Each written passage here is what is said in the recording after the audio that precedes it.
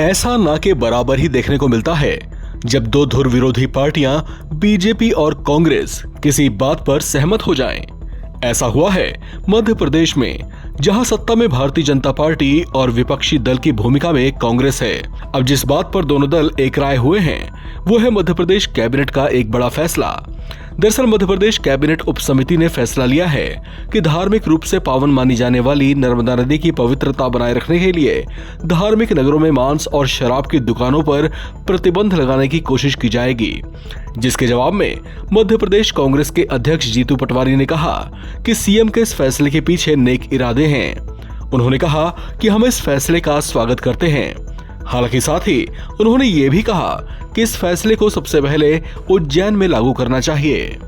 मुझे इस बात का संतोष है कि सरकार के सभी विभागों को मिला करके हमने प्रयास किया है कि मां नर्मदा का जो स्वरूप है, वो जो एक आशीर्वाद है, उसका स्वरूप बरकरार रखा जाए। जो धार्मिक नगरियां हैं जिसमें मांस मदिरा की दुकानें हैं, उन धार्मिक नगरियों से हम कोशिश करेंगे मांस मदिरा को प्रतिबंधित करा जाए। मैं उम्मीद करता हूं कि जो निर्णय किए उसकी नवंबर में पुनः समीक्षा करेंगे और ये एक दिन का नहीं, ये सतत चलने वाली एक प्रक्रिया, जिस आधार पर हमने सभी विभागों से समन्वय कराते हुए इस प्रकार का निर्णय किया। आने वाले समय में मां नर्मदा की भक्त महारानी अहिल्याबाई का ये 300वां वर्ष चल रहा है। ऐसे में महेश्वर में हम कैबिनेट भी करेंगे और उनका स्मरण भी करेंगे। मुझे इस बात का और संतोष है कि रानी दुर्गावती, रानी अवंतीबाई, ये सब नर्मदा पुत्रियों की तरह है। मां नर्मदा के उद्गम से लगा करके जबलपुर का पूरा बेल्ट, हमारा बुंदेलखंड का बेल्ट, ये रानी दुर्गावती का कार्यक्षेत्र रहा है। ऐसे में रानी दुर्गावती का भी ये जयंती वर्ष चल रहा है।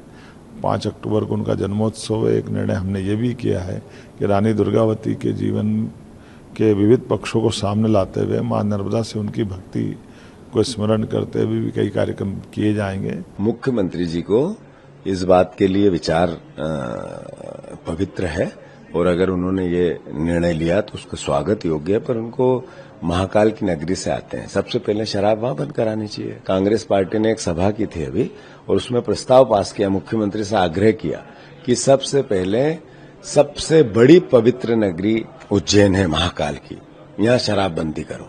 करेंगे तो हम उनका नागरिक अभिनंदन करेंगे।